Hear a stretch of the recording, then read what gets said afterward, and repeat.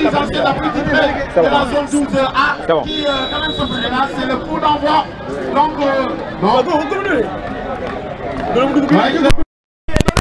le coup d'envoi est donné par monsieur l'arbitre dans cette rencontre qui oppose l'ASC Dental vêtu du bleu et du blanc de couleur traditionnelle face à l'ASC Lergui avec leur couleur traditionnelle Lergui qui est venue cette année-ci, une ASC nouvellement créée.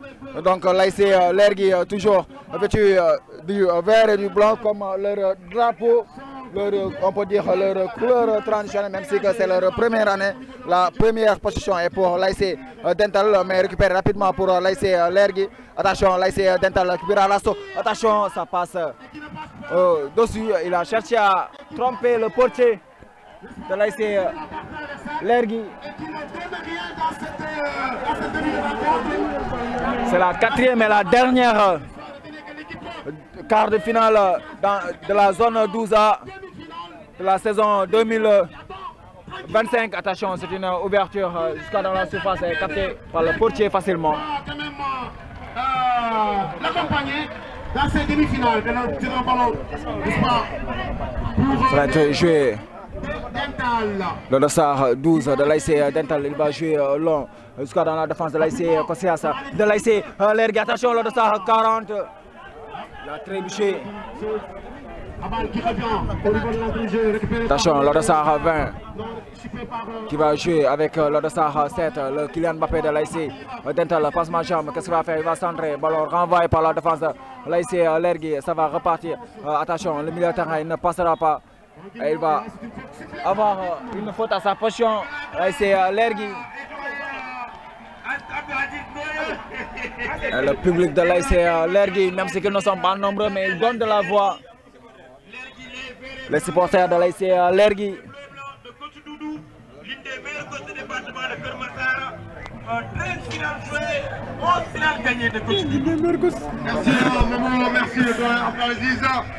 C'est parti du côté de l'ASC Lergui. Attention, dans la défense de l'ASC Dental, c'est dégagé.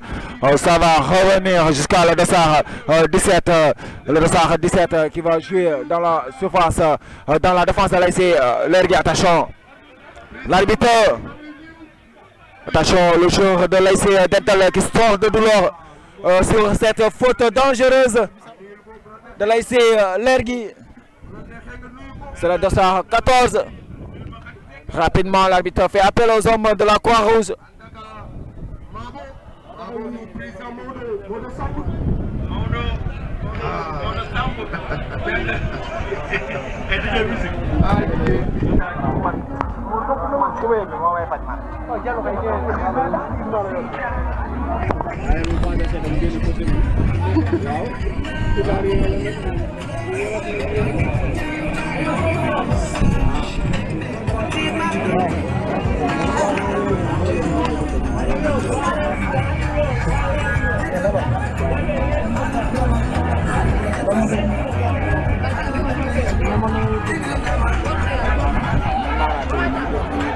Qu'est-ce qui va se passer? Le dossard 20.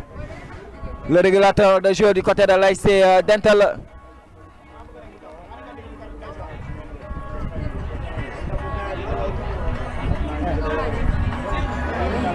Merci.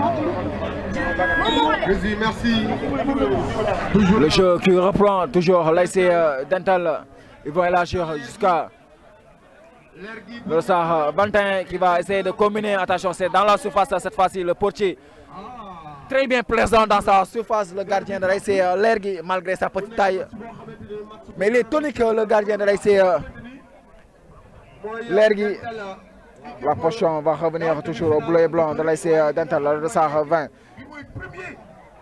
Il va jouer avec le dossard 7 qui joue avec le dossard 22, le capitaine qui va jouer l'ASC Dental, qui garde la potion toujours.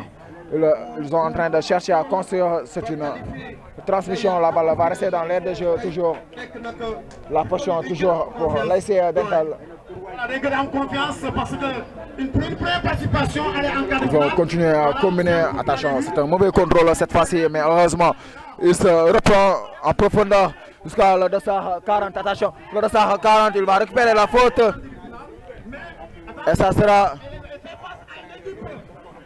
un carton jaune.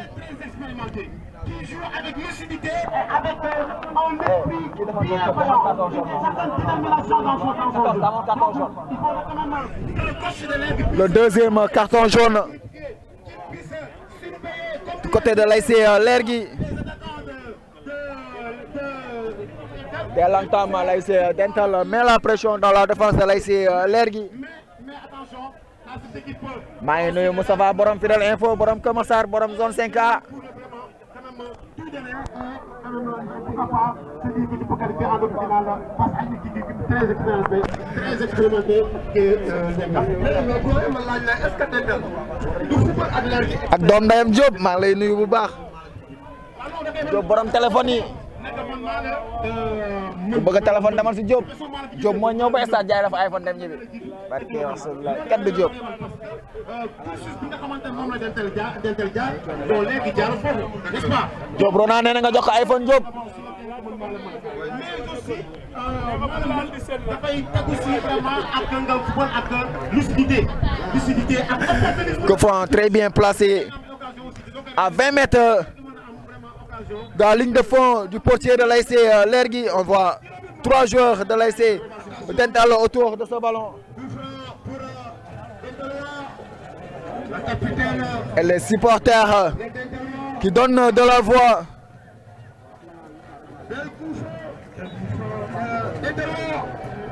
Qui va exécuter ce coup de pied. Attention, c'est parti. Et sur le poteau, ça va revenir dans la surface et dégager. C'est une sortie de 5,50 m. C'était très bien tiré. C'était tellement chaud, mais heureusement que voilà, la défense était là et le gardien aussi était là pour enrayer ce danger.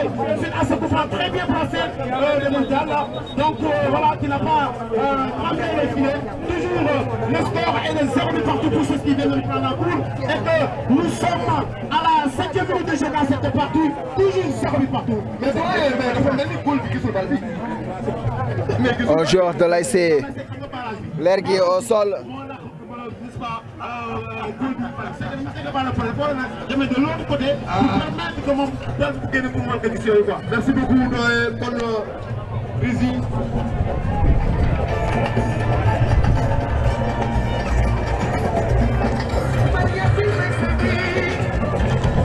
La 69e cérémonie de remise du ballon d'or se passe actuellement à Monaco.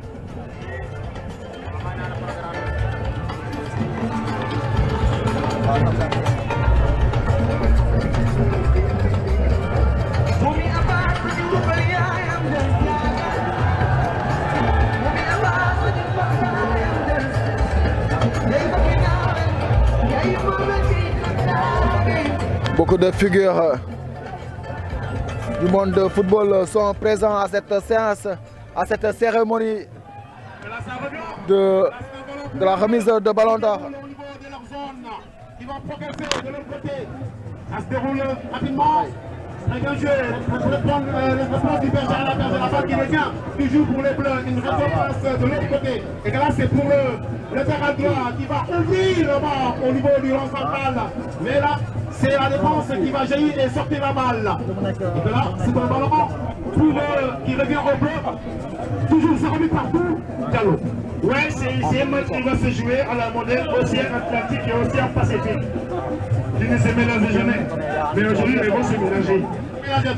L'Océan Atlantique et l'Océan Pacifique, jamais se sont mélangeables. Mais ce soir-là, en tout cas, le foot est capable de tout. Ce soir, lundi, ils disputent tous les matchs de quart de finale. Donc, excusez-moi. L'ASC Lergui touche, joué, ballon dévié. Scal Dossard 7, il est sur le couloir face au Dossard 15 de l'ASC Dental. Maintenant, est-ce que vraiment, aujourd'hui, ce sera très lumineux pour eux?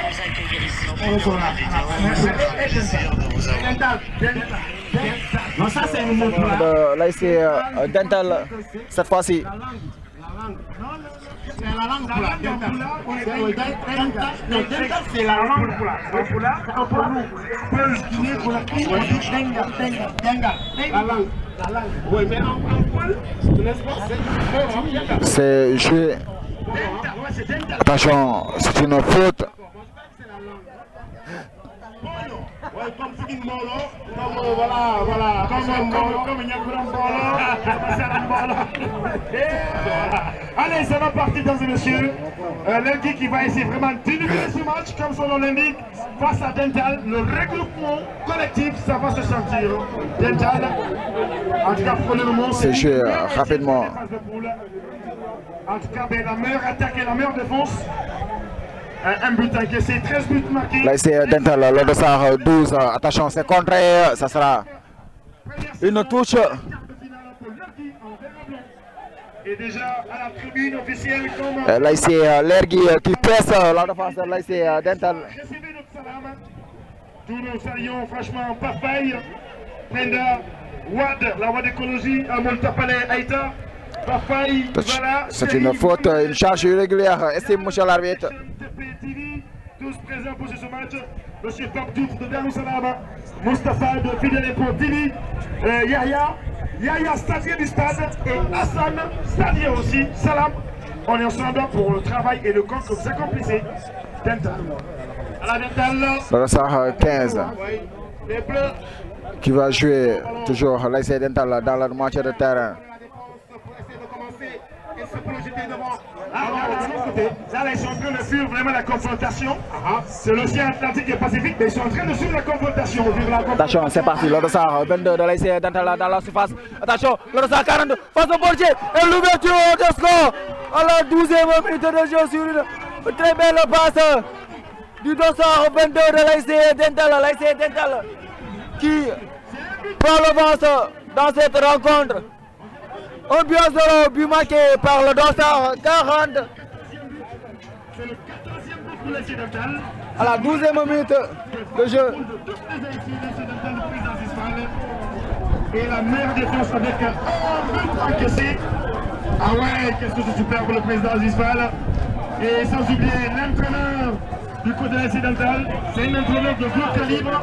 C'est un entraîneur de gros calibre. Ça se passe les commentaires. L'ASC Dental qui ouvre le score dans cette rencontre. L'ASC Dental qui mène au score sur une belle passe du dossard 22. Score dossard 40 qui a trompé le portier de l'ASC L'Ergui. Dental 1, L'Ergui 0. Toujours Dental qui a la potion de ce ballon. Le dossard 10 pressé, il va récupérer la faute. Au profit des joueurs de Dental, qui, je le disais tout à l'heure, va montrer toute sa supériorité, n'est-ce pas, footballistique devant cette équipe de l'Ergui. L'arbitre qui fait appel aux hommes de la Croix-Rouge pour s'acquérir des nouvelles du joueur de l'ASC L'Ergui qui est au sol.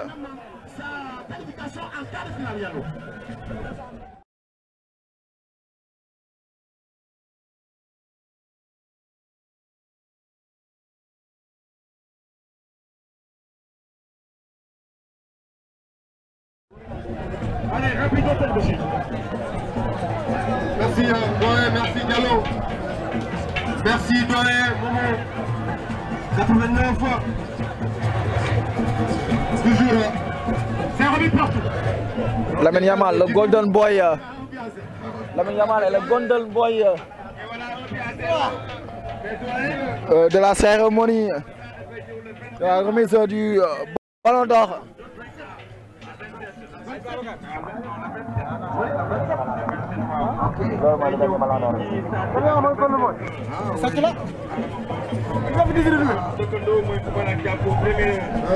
Deuxième heure, du coup, là, que Antar, 23:45, 3e heure, il n'y a qu'un bolo à beaucoup de gens. Oui. Match, mais c'est un match. Oui, mais Momo, xam nga zone 5A bu Kër Massar match mieux final la te tamit match équipe yooyu nga xamante tudd nga leen ay équipe la yoo xam L'ASC Dental qui va conserver la position toujours le dossard 15 qui élargit jusqu'à son arrière droit.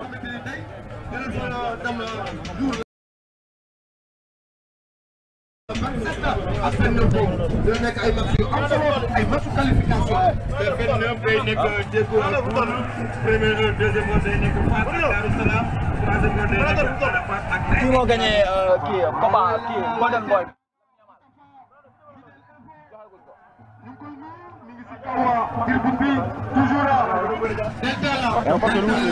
mi ngi taw si toxu di xool ay pexe ay solution waaye ki nga xam mooy leer gi mi ngi topp di daw. et voilà coup franc pour l'ASC Dental les Bleus Dental revient à 0 15e minute de jeu pour l'instant Dental mooy toxu orienté nañu bal bi fii ci côté gauche bi touche pour l'ASC leer gi. Alou crème bi sama yaay moo koy collé Alou.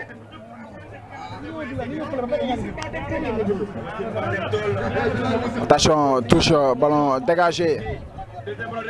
Toujours l'ASC Lergui, toujours dans la manche interne l'ASC Dental, ballon récupéré par le dossard 10 qui va élargir jusqu'à le dossard 7. Il va perdre ce ballon rapidement, il la récupère, il va jouer avec le dossard 21 toujours.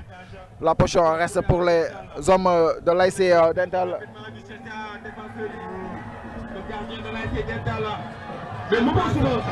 L'ASC Dental, le dossard 12 qui joue avec son portier qui va élargir jusqu'à le dossard 15. Ils sont pressés mais ils vont essayer de faire sortir proprement. Oui, l'ASC Dental, le dossard 17. Quelle combinaison, le dossard 17 de l'ASC Dental, toujours. Ballon chipé dans leur moitié terrain, attention. Cette fois-ci, Lergui, ballon mal dégagé dans la surface. Lergui, le dossard 11, est-ce qu'il va parvenir à se retourner? Il va perdre ce ballon sur la pression des joueurs de l'ASC Dental, le dossard 21 qui joue avec le dossard 15 qui dégage. Ça va revenir toujours l'ASC Lergui. ASC Lergui toujours dans la moitié terrain de l'ASC Dental. Cette fois-ci, c'est récupéré, attention, le dossard 7. Ballon récupéré par l'ASC Lergui, attention, c'est une ouverture et qui va finir entre les pieds du portier de l'ASC Dental.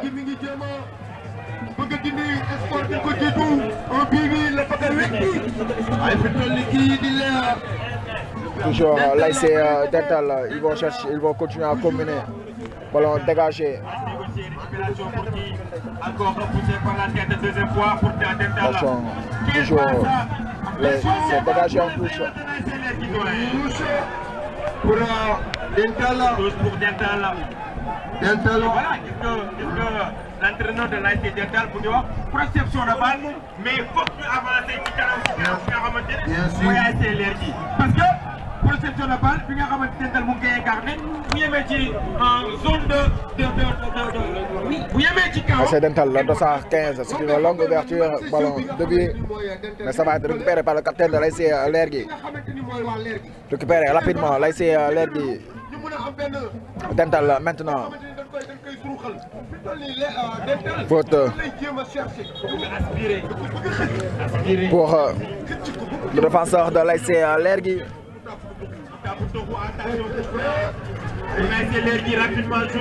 Lergui, le dossard 15, l'arrière droit qui va centrer dans la défense de l'ASC Dental, ballon dégagé.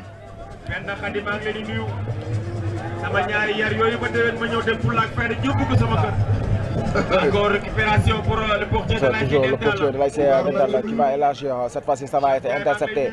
Mais rapidement, bel gisement du défenseur de l'ASC Dental, ça sera une touche en faveur des verts et blancs. L'arbitre qui avait brandi son drapeau avant cette touche, donc c'est une position d'hors-jeu. L'attaquant de l'ASC Lergui. Toujours là, toujours Dental.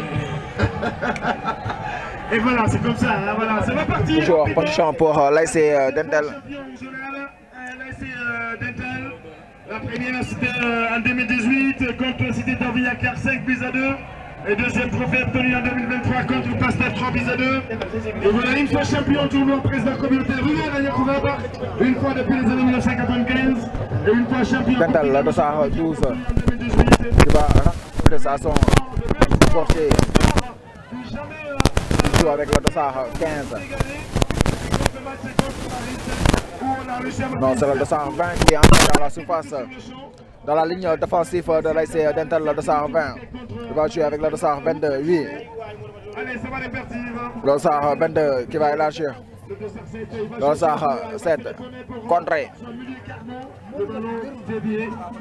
Et merci franchement au président, les présidents qui sont succédés, M. Mamadou Ba. Alors, marché dental ou marché dental ngay ñëw. Il fut président de l'IC Dental. Et voilà M.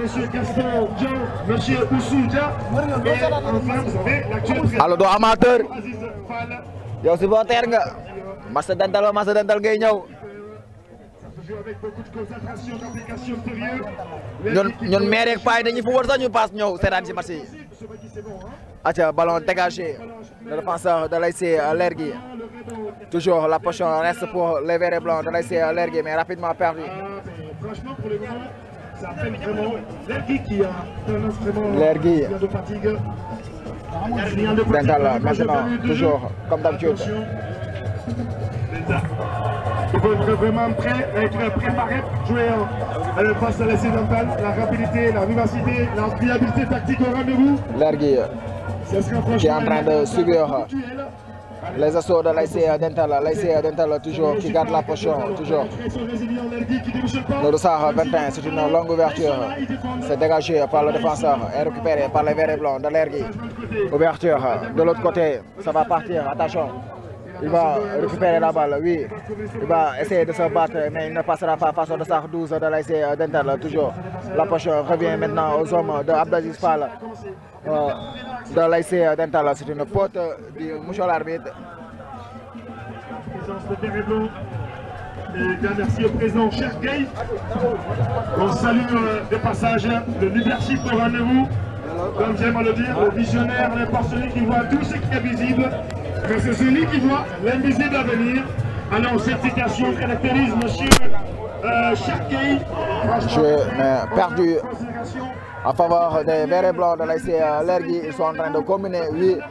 C'est bien joué les joueurs de l'ASC Lergui, mais cette fois-ci, ce sera une faute sur le dossard 20 de l'ASC Dental. Qu'est-ce que c'est bien en première année, des quarts de finale, franchement, ça veut qu'il y a du travail derrière. Allez, c'est le couloir, le servateur. Allez, on tourne aussi. Rapidement, marque de communication, le président. 15, attention, la passe. Attention, attention, dans la défense. Heureusement, le portier, il se rattrape.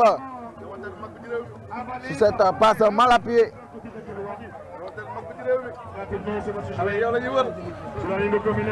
Alhaji Bachir, ballon fidèle, info borom Keur Massar. Il attend le ballon, il attend le ballon, il attend le ballon. C'est la partie physique, psychologique pour le moment de ces deux ASC. Dental toujours. Dossard 10, oui, c'est une belle ouverture. Qui va pas arriver en destination du Dossard 7, c'est le défenseur. Bien vigilant, ils vont dégager. Mais rapidement, ça sera maintenant en faveur de l'ASC Dental, la position toujours. Dental, le Dossard 21. Qu'est-ce qu'il va faire? Il est sur le côté, il va centrer. Attention, coup de tête, capté. L'arbitre qui lève son drapeau.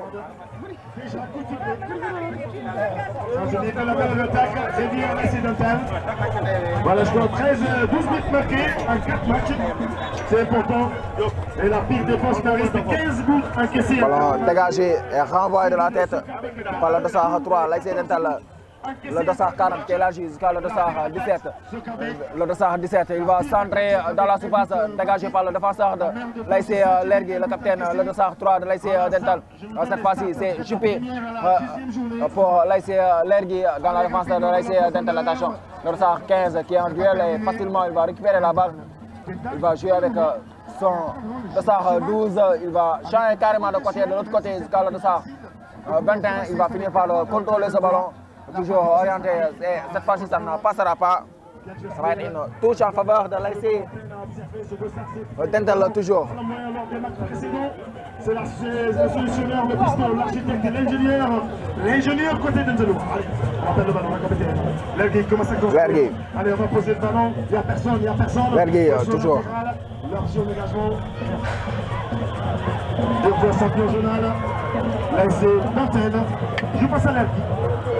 Véritable tour. Les moyens mouillés, de part et d'autre. Installez-vous confortablement à la tribune, parce que vraiment, il faut climatiser vos chaises. Asseyez-vous et respirez Les deux mouvements respiratoires, faites-le parce que là, franchement, vous serez servi, gâté au maximum. Car aucune césar ici ne se laisse la faire. Voilà également. On salue les sections féminines.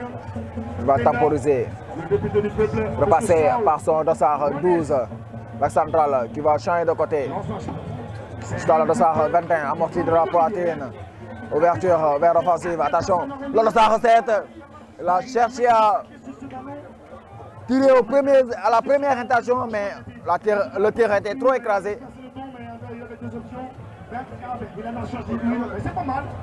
Attention, c'est parti, toujours l'ASC Dental dans la surface. En retrait, le dossard 40, il n'a pas pu parvenir à pouvoir redresser ce ballon comme il l'aura souhaité.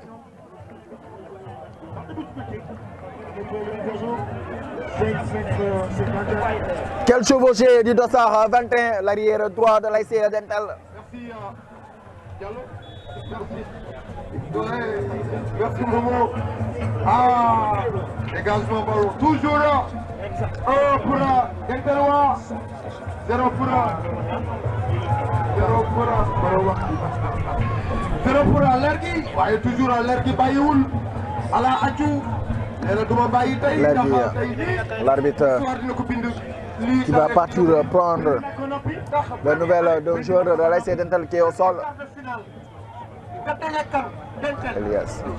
Ah ouais, taarix la lii nee naa leen ko si leer gi génnee ndam la ci moom waaye attention Dental bi nga xamante ni mag oui il faut éteindre les lumières parce que c'est leer gi là leer la comment dire éteindre les lampadaires leer gi yéen on va éliminer le stade allez rapidement leer gi leeralal stade bi leeralal stade bi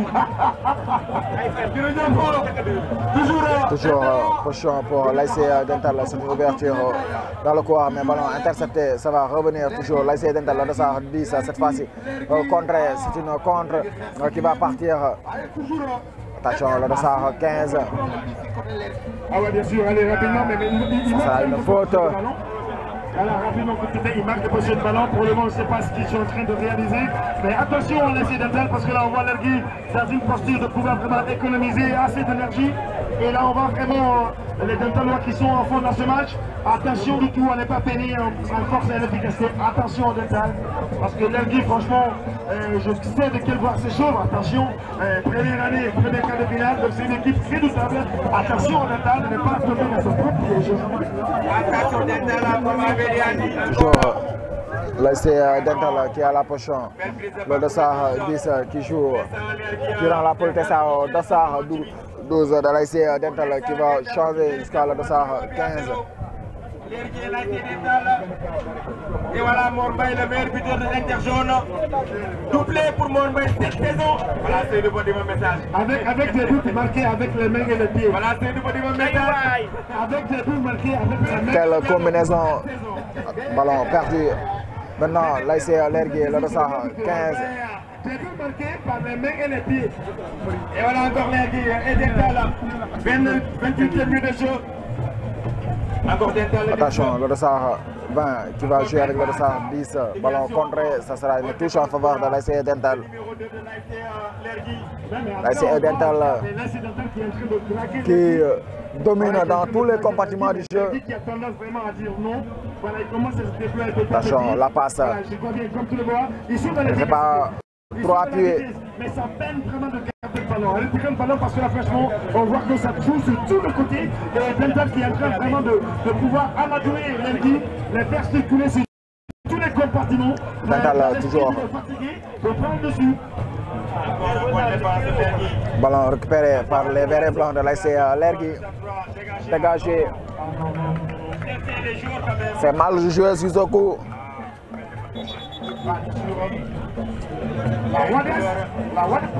La voie d'écologie, Wades. Ah, héritier de Papaye, meilleur troisième du coach Mendy. Et voilà coach Mendy de l'ASC Gandiol. Qui a fini le dossard 22. Toujours le dossard 21. Qui va transmettre ce ballon jusqu'au dossard 12 qui joue avec le dossard 20. Il s'appuie avec son portier. Et il y a même Amour TV. Avec TP TV aussi. Il joue avec le dossard 10. Voilà, Moussa Fala de Apix et président Papaye. Amour Tapalé. Président Apix. Papaye. Quel match entre Apix et l'ACA? Allez, ça va les gars. Encore touche. Amour Piston Ball. En tout cas, c'est chaud, hein? C'est chaud derrière Dental, même s'ils ont en tout cas cette facilité de construction, la fluidité, mais quand même ça peine franchement à faire face à la confrontation face aux défenseurs nergois. Toujours la poche pour l'AC Dental. Attention! Ah, monsieur Diallo, l'arbitre de leur match. Attention, la Ça passe sous ce choc.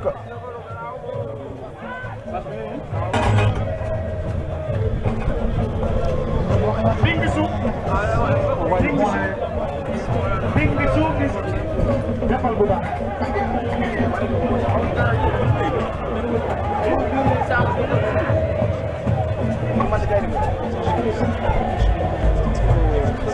Président Aziz Fall. Je suis seulement très concentré.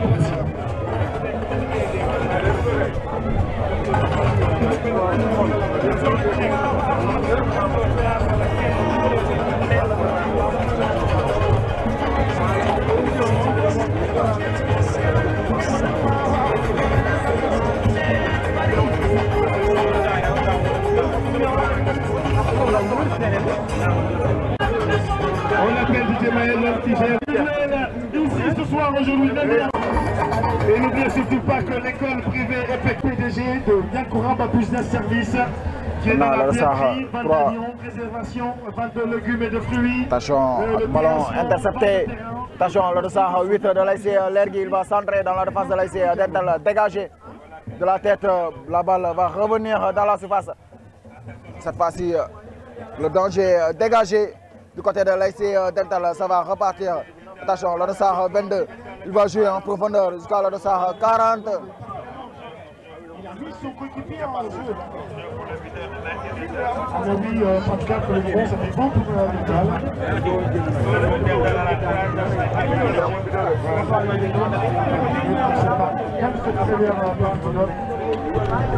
Et voilà, big up à Moussa Fala, ISTP. Bien sûr. Merci à M. Fall, franchement, notre partenaire aussi. Hein. Il y a 2 ans de cela. Merci franchement à M. Fall. Connaissance est un devoir. Merci beaucoup. Encore Lergui.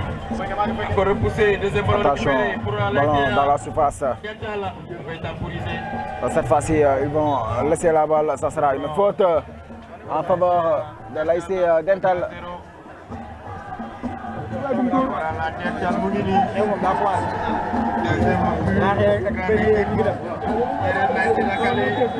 Jamal yóbbu na benn mbuusu beñe. Ah, la Calais, c'était à Pix, Darussalam, Kibo. On dit c'est la moita. En italien, on dit c'est la moita, c'est la non. Ballon dégagé, renvoyé par le militaire de l'AC Lergui. La prochaine, l'arbitre va revenir sur la faute.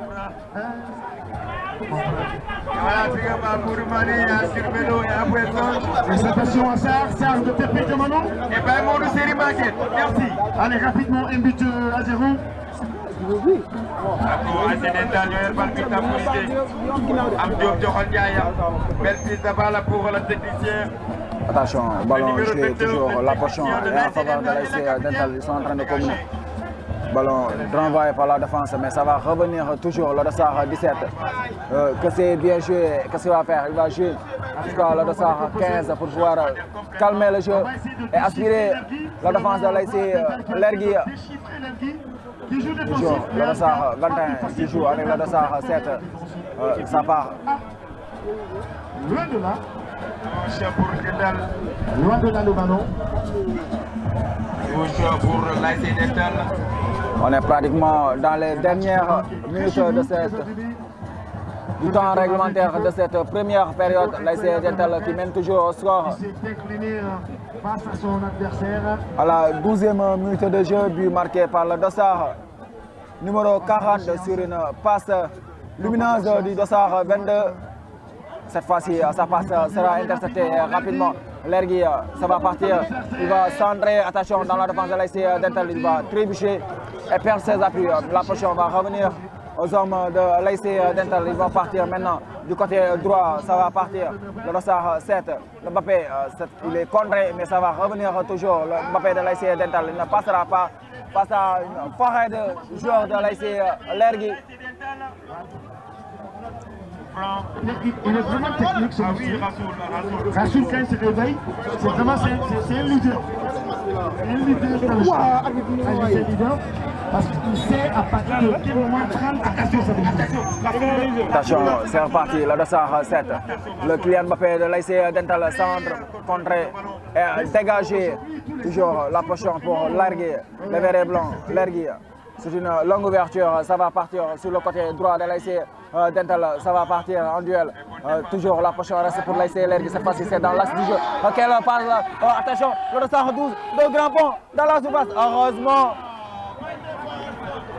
Heureusement que le Dossard de l'ASC Dental était bien présent dans la surface, qui a dégagé ce ballon en touche ou en corner.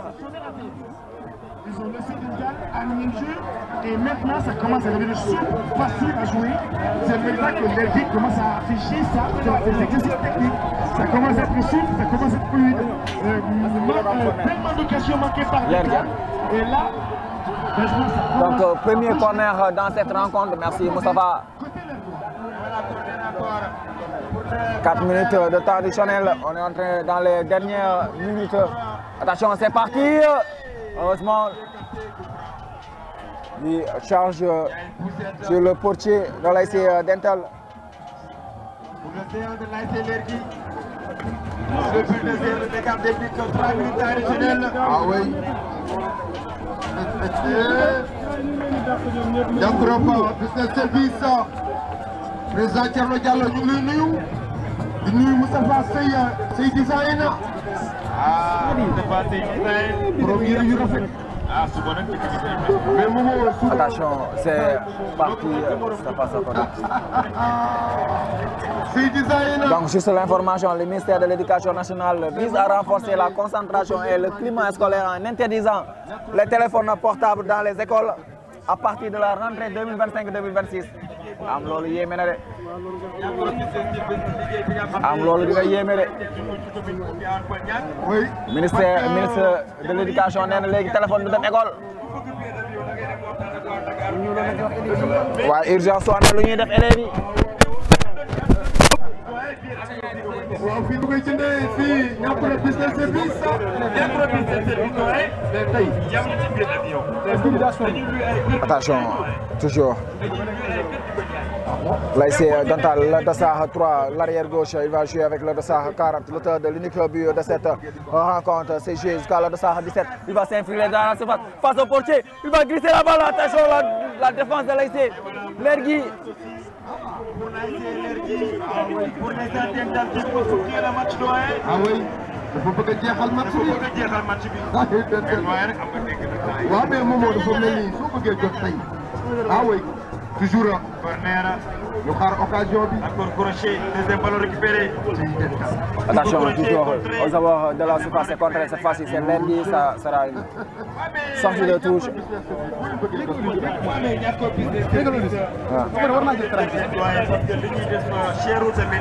Un ballon de pour voir les Sénégalais da ngay xaru.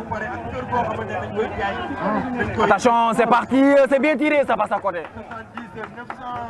27 30 30 78 455 28 47 doyen. Moment loolu moom mooy numéro bi. 70 927 30 30 pour Expresso pour Orange 78 455 28 47 doyen pour Niakoul.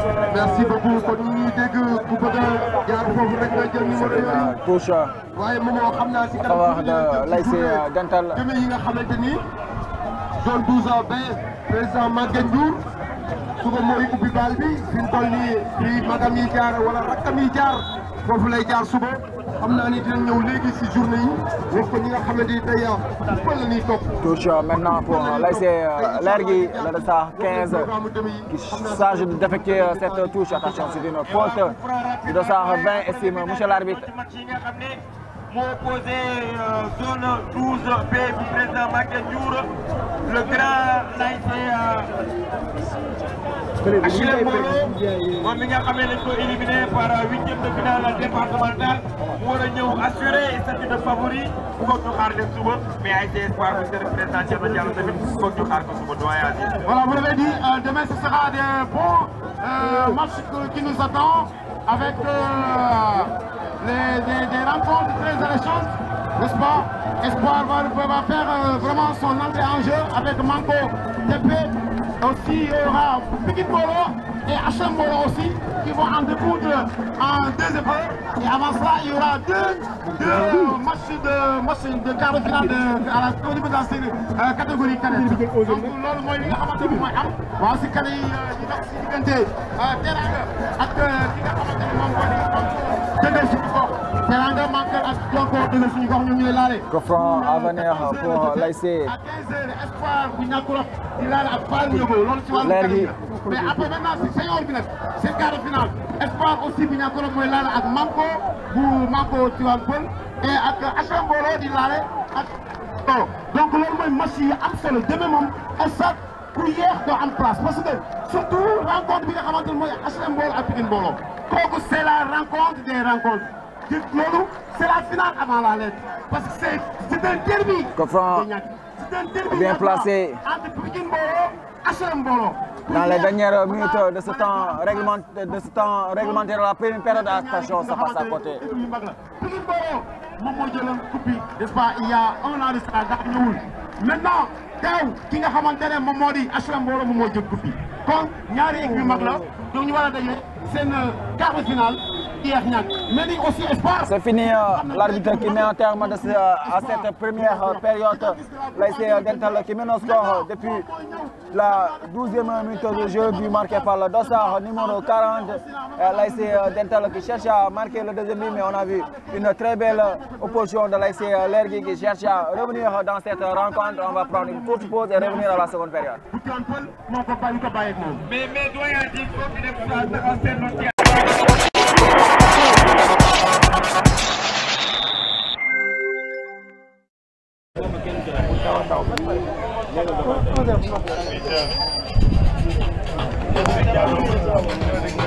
C'est bon.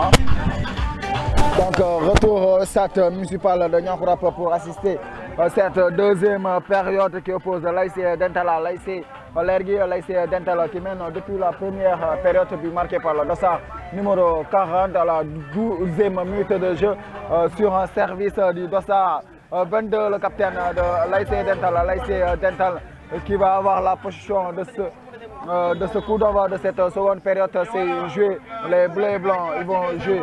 Voilà. C'est parti, attention, c'est intercepté. La défense de l'ASC Lergui, mais rapidement, cette fois-ci, ça sera pour Lergui dégager rapidement. Ça va revenir l'arrière gauche de l'ASC Dental. L'arbitre qui ne dit rien, c'est joué. Toujours, il cherche à soutenir l'attaquant de l'ASC Lergui, mais bien repris par l'arrière gauche de l'ASC Dental. Maintenant, c'est le Dossard 22 en profondeur, mais malheureusement, l'attaquant n'avait pas suivi. Ça sera une sortie de 5,50 m.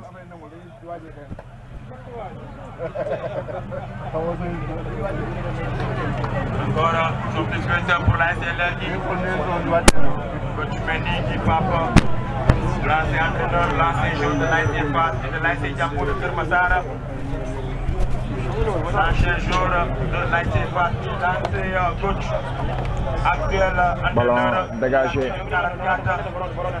Attention, le Dossard 22 qui va chercher à combiner avec le Dossard 17. Cette fois-ci, il ne passera pas sur un tac rageux. Le Dossard 5 de l'ASC Lergui, la centrale. ABD. Douche.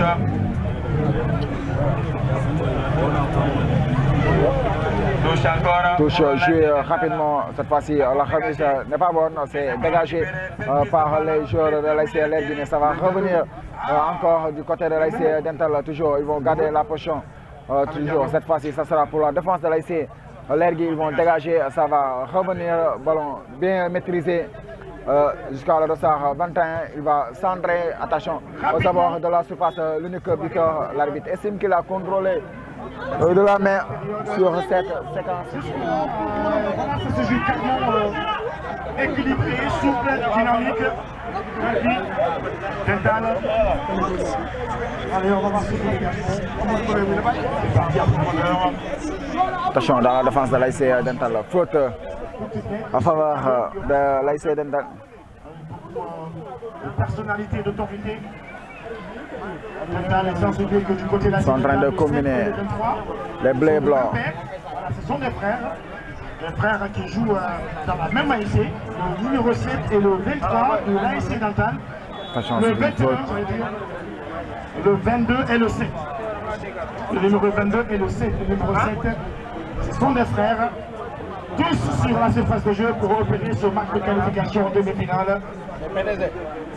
Rapidement joué, orientation en avant. Apprenti. Apprenti. Apprenti là, apprenti.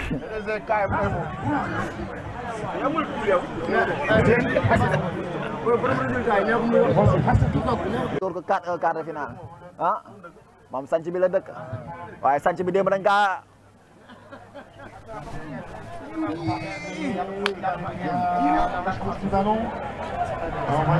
attention Marseille qui remporte le classique. Machallah ren suñu équipe bi daa baaxaat. Corner pour l'Ergui.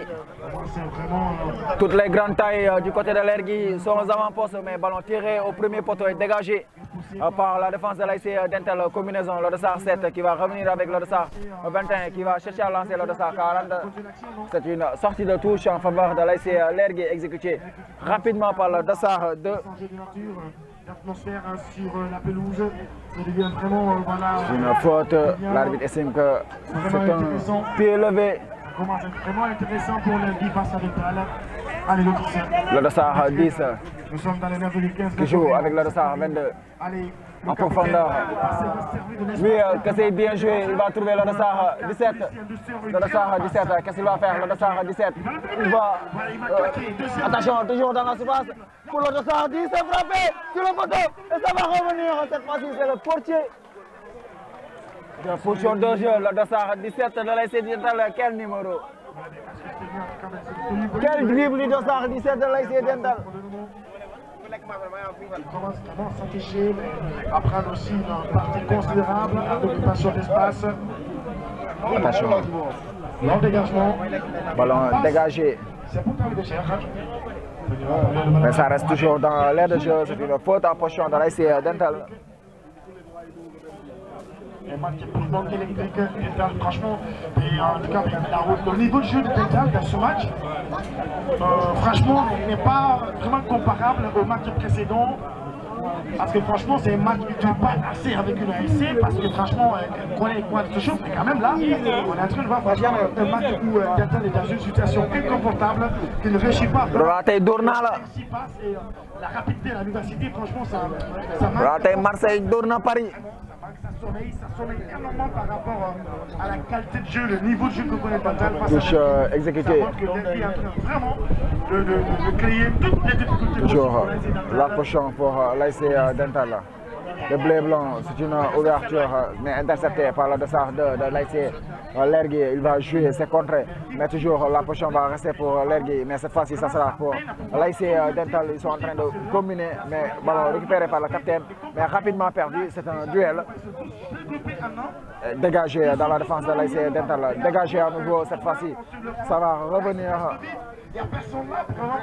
Le dossard 15.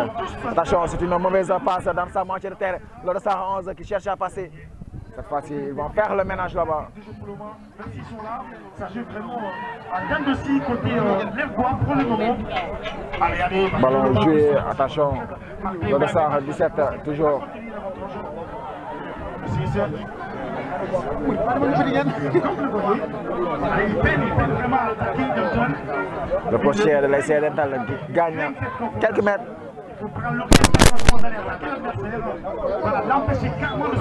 Dégagé.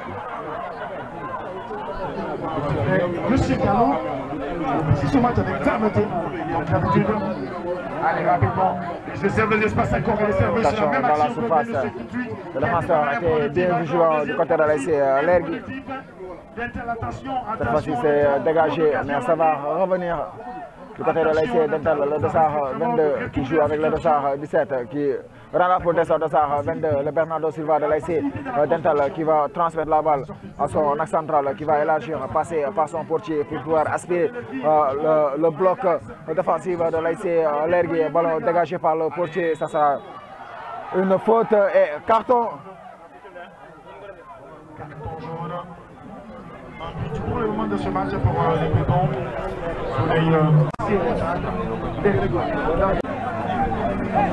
encore coup franc. Plus carton jaune. Le milieu récupérateur de l'ASC Lergui. Coup franc pour l'ASC Dental, c'est parti. Joué en retrait-passe, toujours l'ASC Dental dans la moitié de terrain, le dossard 15. C'est une longue ouverture. Jusqu'à qui le dossard 21, cette fois-ci c'est le dossard 2 de l'ASC Lergui qui va gagner ce duel, mais rapidement l'ASC Lergui, ballon perdu, dégagé en touche. Deux trophées pour l'ASC Dental. Le président Paline aussi a été président de l'ASC Dental. Oui, président Paline, l'ex-président de l'ASC Dental. Ouais, président de la zone 10A. Donc l'équipe cadette de l'ASC Dental aussi, championne en titre, qui prépare sans rentrer en lice dans cette phase départementale. Les matchs se joueront ici, sur cette pelouse de l'estade municipal de Niakourab.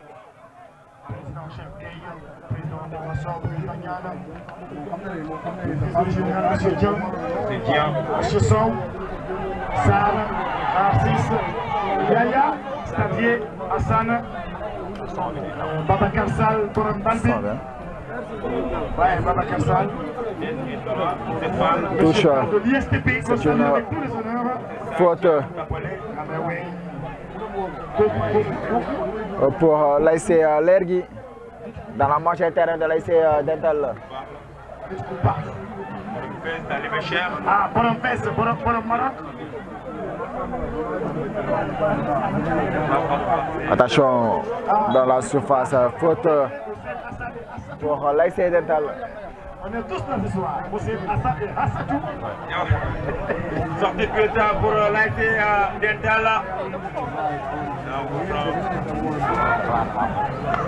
Franc. Ça va se jouer vite fait.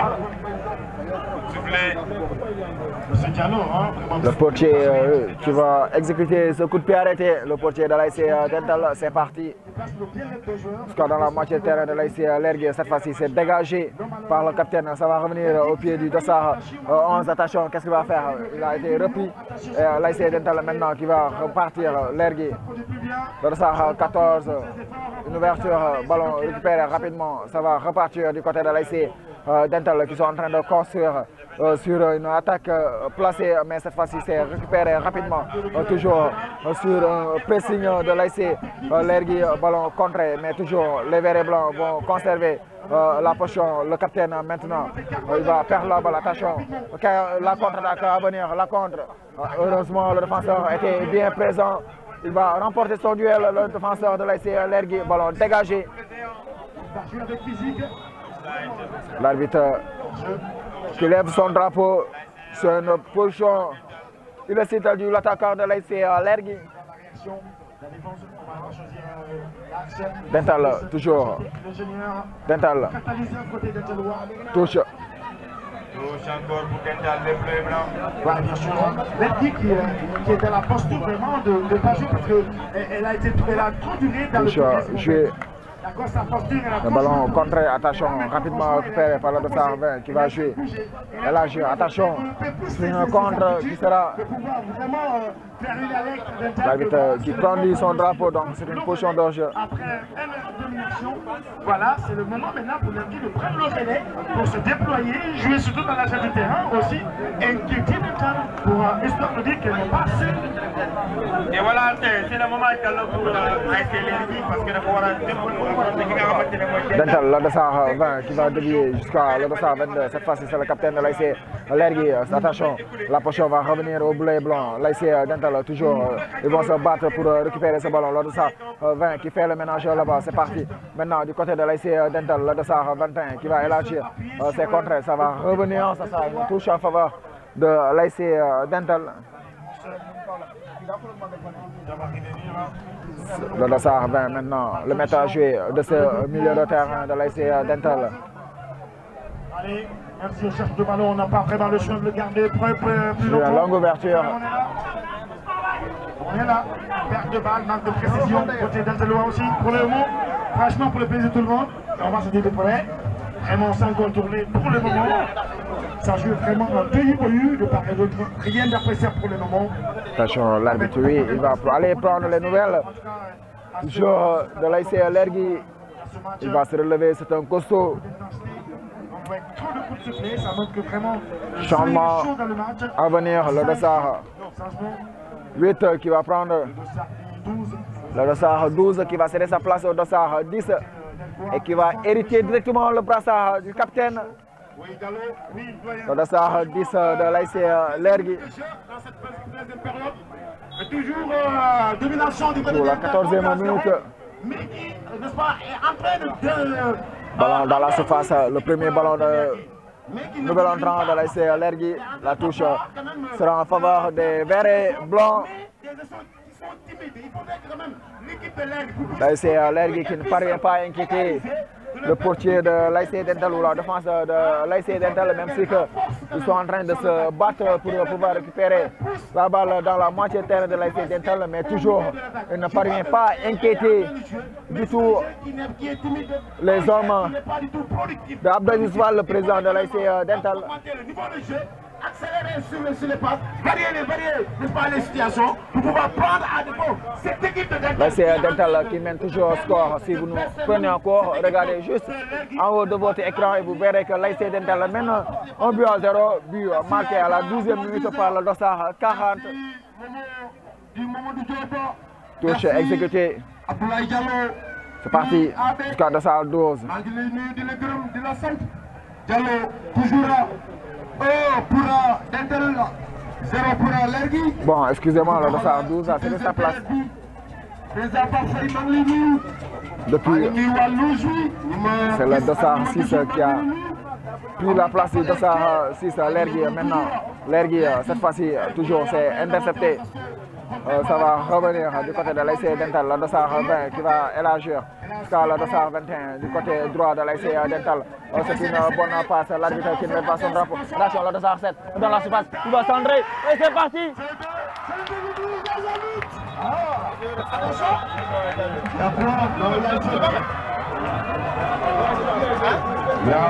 Le deuxième but de l'ASC Dental. Le Dossard 40 qui était très bien placé au second poteau. Ce qui fait 2 à 0. Elle a juste mis son pied.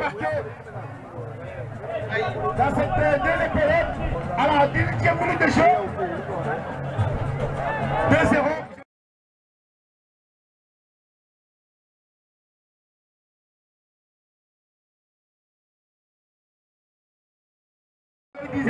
L'équipe de Dental est en train d'endormir L'Ergui et qui procède par des contre-attaques. Alors, c'est ce que c'est fait. Et voilà, résultat, un but marqué. Paris, meilleure équipe d'Europe. Merci, Abdelaziz. Lors de la dernière saison 2024-2025. Mais ici, la meilleure équipe, c'est l'ASC Dental qui mène au score 2 buts à 0. L'ASC L'Ergui actuellement. Ah, maintenant, 2 buts à rattraper dans cette rencontre. Attention, l'ASC Dental, le Dossard 10.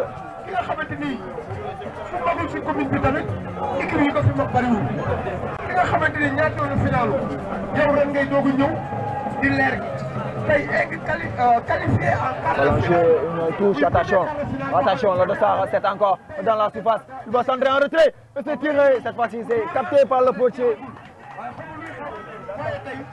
En tout cas, il y a doute, il y a doute sur cette position de jeu estimée par monsieur l'arbitre. Attention, Lergui, faute. Des opportunistes, yoo xamante ni devant le but, ils sont sereins, n'est-ce pas? Petit à petit, essayer d'endormir son adversaire et procéder par des contre-attaques et de marquer, n'est-ce pas? Deux occasions, deux buts marqués. Donc voilà, donc Dental montre tout ses talents. Il ne xam si moom la waree. Donc il n'y a pas encore de faille, il n'y a rien yi nga xamante moom la mën a reprocher. Donc loolu ci si seen projet tey ñëw nag ak xanaa bi mu daan ñëwee. ñëw ak sama bi mu daan ñëwee. ñëwoon ak tànn bi mu daan ñëwee. tey dafa ñëw xam naa ne effectivement. Qu'est-ce qu'on appelle la charge à lobé le portier? Il a joué solitaire alors que le dossard 2. Un joueur de l'ASC Lergui au sol.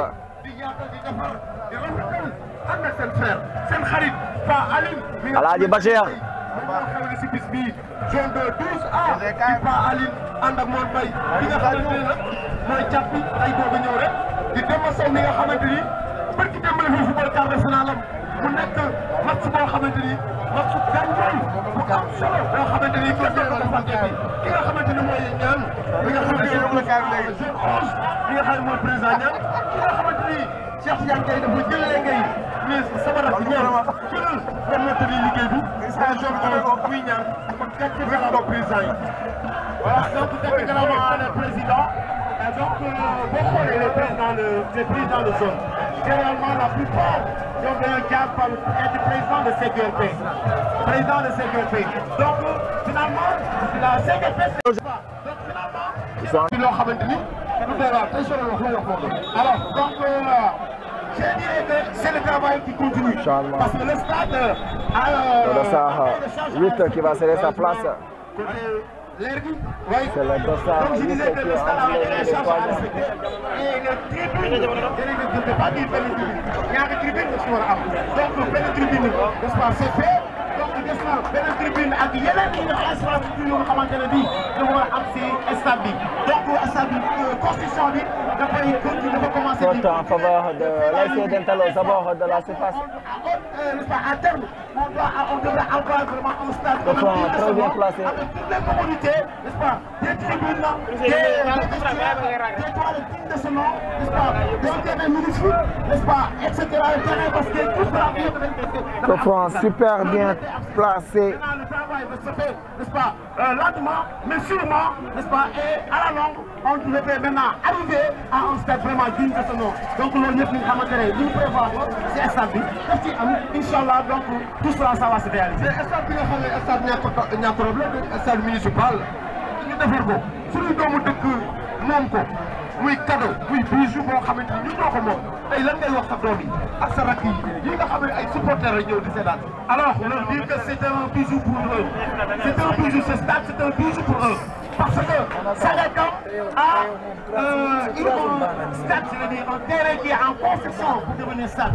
Depuis, je pense que 2016, n'est-ce pas, on a commencé la construction et jusqu'à présent, c'est pas fini. Et ce qui a causé à Sangalkam très bien placé, très bien placé, merci. Il n'y a pas de métal cette zone-là. Donc la zone de Bambilor n'a pas de métal, zone de Sangalkam aussi, il n'y a pas de métal, parce qu'ils disent qu'il faut que le terrain s'achève pour qu'on puisse jouer. Loolu moo tax ñu toog na di def seen nawetaan am na ay dëkk yoo xam ne amul stade Kër Masar amul stade, n'est-ce pas? Donc Rufisque benn stade moo fa am Bargny stade de presque mën naa fonctionner ak même Sébikotane il n'y a pas de stade fii bu ñu amee stade. Oui. Merci doyen. Attention, c'est parti, le dossard 3 et le troisième but. Quel offense, quel coup de canon, quel but du dossard 3 sur ce magnifique offense. Il est allié vitesse, précision et puissance. Le dossard 3 qui met l'ASC Lergui au sol. L'ASC Lergui.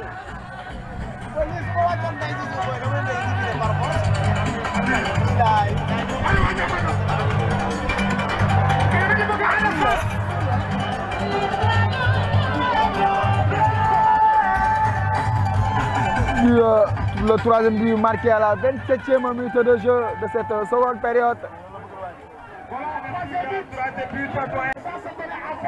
N'est-ce pas, avec efficacité, avec lucidité, avec aussi avec expérience, n'est-ce pas, face à cette équipe de l'Aigle. 3-0, but marqué à la 28e minute de jeu dans cette partie, n'est-ce pas, dans cette deuxième partie. Et pour ce qui vient de le prendre en compte, c'est ça. Pour le moment, l'équipe de l'Aigle. Attention, ça va revenir dans la surface de l'ASC Dental, mais facilement, ils vont faire sortir ce ballon, ça va revenir dans la défense. En demi-finale, ballon dégagé. C'est longtemps attendu. C'est pas une faute sifflée. La balle ne pas sortir, récupérée par les verts. Barcola. Qui vont essayer de faire.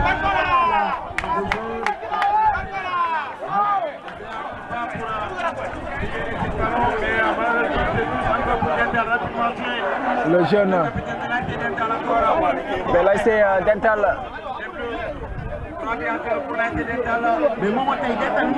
Le cadet montant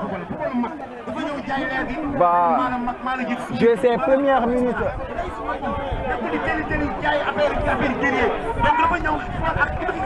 Une, deux, trois passes,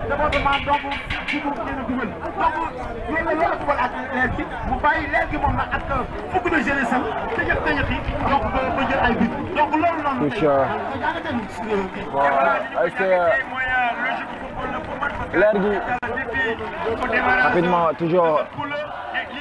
Attention. C'est une faute de Dossard 10 sur le défenseur de l'ASC Dental.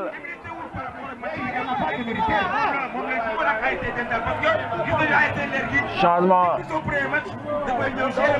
du côté de l'ASC Lergui.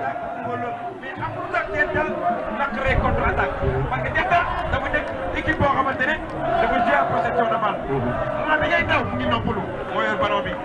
Moment bi ngay yor ballon bi yow sonn nga. Loolu moo tax Dental chaque jour dafay ancrer football boobu ci terrain bi. Et aussi Dental a les défenseurs qui sont très lucides.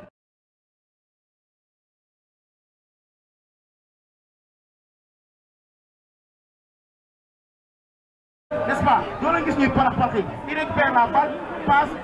Développé. Donc cette fois, ils sont là en train de garder le but, ces défenseurs de Dental. Et voilà, c'est défenseurs de Double changement aussi du côté de l'ASC Dental. Moustapha Ba, je tiens un peu le grand politicien de Moustapha Ba. Ñu ngi lay nuyu di pileuse, cher nañ la bu baax a baax bu du fan ak wér. Rapidement, changement, deux changements aussi pour l'ASC Dental. Quel match? Ah oui? Dental mu ngi pour l'instant mu ngi gérer match bi. Le Dossard 40, l'auteur du doublé va céder sa place au Dossard 4. Du côté de l'ASC Dental, le jeune Barcola du côté de l'ASC Dental avec son Dossard 4, il va jouer ses premières minutes en catégorie senior. Le cadet montant, le Dossard 22, le Bernardo Silva de l'ASC Dental, le capitaine qui remet ce fanion à son coéquipier, le Dossard 20 qui va hériter ce brassard et qui cède sa place à son jeune frère, le Dossard 5.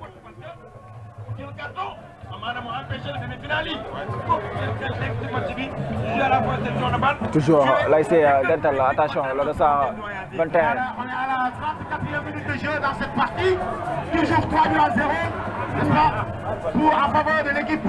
Ballon joué, attention, l'ASC Lergui. Toujours Lergui aux abords de la surface, qu'est-ce qu'il va faire? Il va combiner avec le Dossard 11, il n'est pas en position de jeu, il va centrer, c'est contré et capté par le portier. La partie reste des minutes à jouer, des minutes qui peuvent permettre à l'équipe de Lergui avec dégagé. Et une certaine lucidité devant le but pour quand même ne serait-ce que réduire le score. Et ça, pour le va revenir à l'ASC Lergui, toujours les verts et blancs. Dans ces dernières minutes, le Dossard 11, attention. Le portier de l'ASC Dental, il y a un joueur de l'ASC Dental qui se tord de douleur à côté du poteau corner du côté droit de l'ASC Dental. C'est le Dossard 15, il va se relever. voilà les notions de M.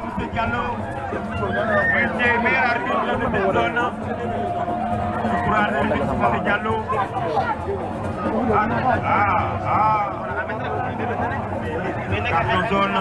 Carton jaune pour le dossard 15.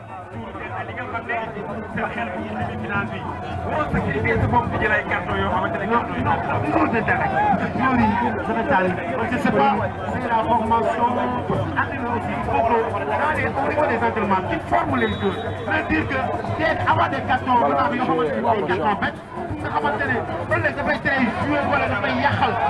toujours la potion reste entre les pieds des hommes de l'ASC Dental. Le ballon chipé, ça sera une touche en faveur de l'ASC Dental toujours.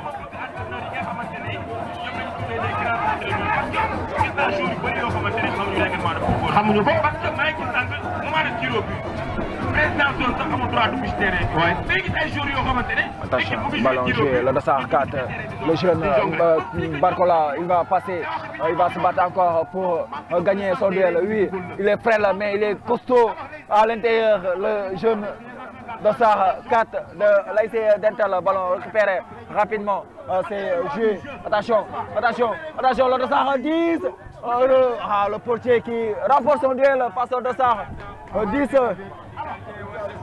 Ça aurait pu être le 4e but de l'ASC Dental, mais maintenant c'est Lergui qui va partir dans ces dernières minutes. Ballon récupéré rapidement, le dossard 4 avec son pied gauche, le dossard 4 va jouer, que c'est bien joué, le dossard 20 qui élargit. Ça va revenir dans la défense de l'ASC Dental. Toujours la potion reste pour les bleus blancs. Ils vont changer carrément de côté. C'est une belle et longue ouverture jusqu'à le dossard 22 dans la surface. Malheureusement, il ne pourra pas contrôler son ballon. Sorti le but et c'est mal négocié. Par l'attaquant de l'ASC Dental. Et que là, toujours 3-0 en faveur des bleus. Et que la balle sur la ligne de touche, entre la défense et l'attaque de Dental. Ça va sortir, non, la vie va siffler. Donc projeter réduire le score de sauver l'honneur Lergui. Attention, Lergui, le 17, rapidement on cherche attaquant. On défend pour l'ASC Dental, belle prise de balle, encore le 17. Dibaba. Le dossard 17 qui joue avec le dossard 20 qui va élargir jusqu'à le dossard 21. C'est bien joué. Le dossard 21, qu'est-ce qu'il va faire? Il va chercher à passer le dossard 21. Belle tacle défensive.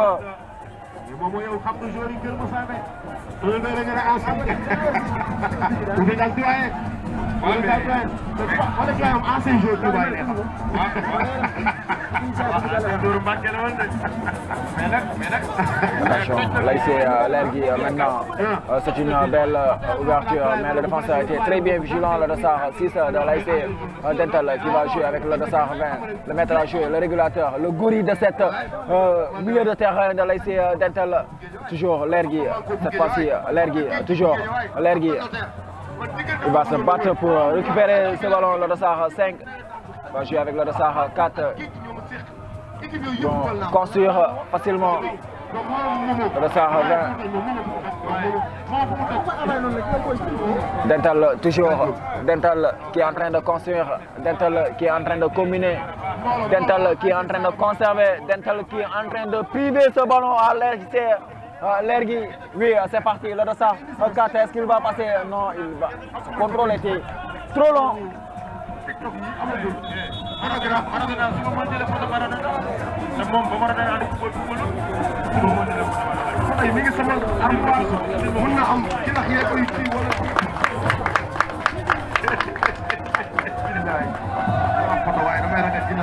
voilà, changement encore pour l'ASC Dental, le dossard 10 qui cède sa place. Au dossard 11. Voilà donc 3-0. Poste pour poste. De jeu dans cette partie, on est à la 40e minute de jeu, hein, 40e minute de jeu. Donc dans cette partie, il ne reste que peut-être le temps additionnel à jouer. Temps additionnel, on joue la 37e minute de jeu. Du moins pour l'équipe de Lergui, pour pouvoir au moins réduire le score. Et voilà, big up à Baïmondou Seri Maguette et Coach Bouba. Coach Bouba de l'ASC Dossard 4 de l'ASC Dental. Il va communier avec le Dossard 2. Le Dossard 2 qui va jouer avec le Dossard 20 qui va élargir jusqu'à le Dossard 3, l'auteur du troisième but qui joue avec le Dossard 6. Dental qui confisque ce ballon dans cette rencontre. Dental qui fait circuler, Dental qui fait bouger les joueurs de l'ASC Lergui. Dental. Attention, le Dossard 4. Ils sont en train de jouer, de combiner, de conserver et de faire la fête avec ce ballon, le Dossard 11. Attention, c'est une ouverture vers le Dossard 4, le Dossard 2. Encore, cette fois-ci, c'est le défenseur de l'ASC Lergui qui va gagner ce duel. Et ce sera une sortie de touche pour l'ASC Dental. C'est une chaîne de bataille, à vrai dire. Il faut combattre, il faut jouer le jeu, il faut jouer pour gagner le match. Ça se passe en toi, tu gagnes par tes performances, au sport quand tu fais quitter. Attention, ballon parti dans la surface jusqu'à le Dossard 17. Attention, qu'est-ce qu'il va faire? Reprise, ça passe à côté. Au-dessus de la barre transversale. Franchement, cette année, on a franchement des entraîneurs de qualité, même s'ils ne viennent pas carrément du département. Mais si vous prenez l'entraîneur de l'ASC Dental, attention, c'est un entraîneur de grande qualité.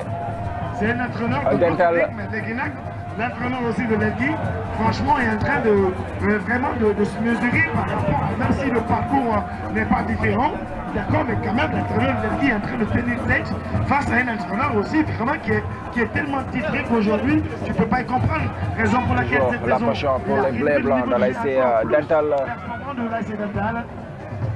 Rapidement, le ballon dégagé.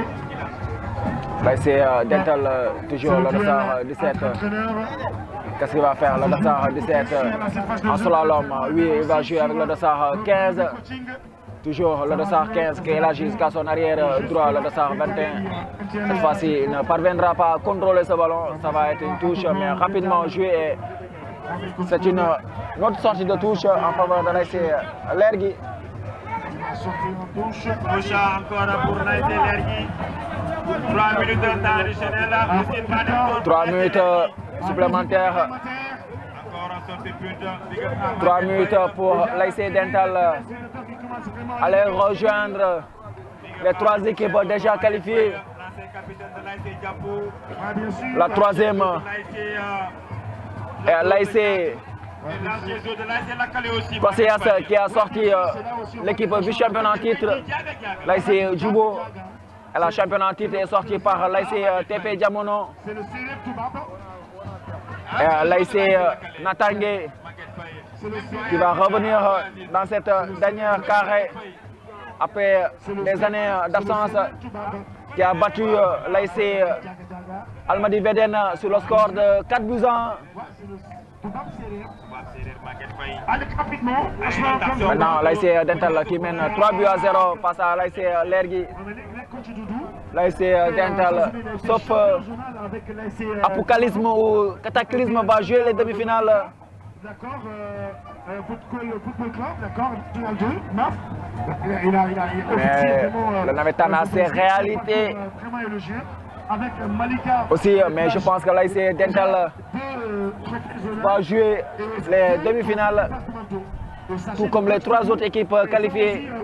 Avec Diamano, il a 9 trophées avec l'association sportive et culturelle de Diamano. Et voilà, BD continue pour côté Malika, une des meilleures entraîneurs du département de Kermassar. 2 trophées en 5 jours. Oui, 2 trophées en 5 jours. Aussi, les équipes cadettes, les qualifiés sont l'ASC Djubo, l'ASC Bokudjom, l'ASC Sanchibi et l'ASC Natangé. L'ASC Natangé qui va se présenter. Champion de la région de Dakar. Et l'ASC sera avec, autant pour moi, l'ASC sera avec lui. C'est parce que l'ASC sera avec aujourd'hui aussi en cadette, en catégorie cadette. L'ASC sera avec a battu l'ASC Almadi Veden 3 sur le score. Sur le même score que l'équipe senior. 4-1, l'ASC Sokabek qui a complété le tableau des demi-finales en catégorie cadette. Attention, la dernière offensive du côté de l'ASC Dental, le Dossard 2, est-ce qu'il va servir le Dossard 4? donner la possibilité de servir le dossard 2. Il était seul dans la surface.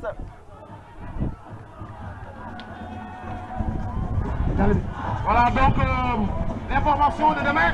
À ne pas oublier, c'est la Attention, zone. l'ASC Dental toujours le dossard 21, le dossard 4, l'une de ses dernières ballons, le dossard 4 qui joue avec le dossard 21, c'était trop appuyé. Donc, en première heure, à 14h, il y aura le premier quart de finale cadet avec Teranga contre Manko, deuxième Manko départ sur le bord. En deuxième heure, Espoir pour Nyakouba.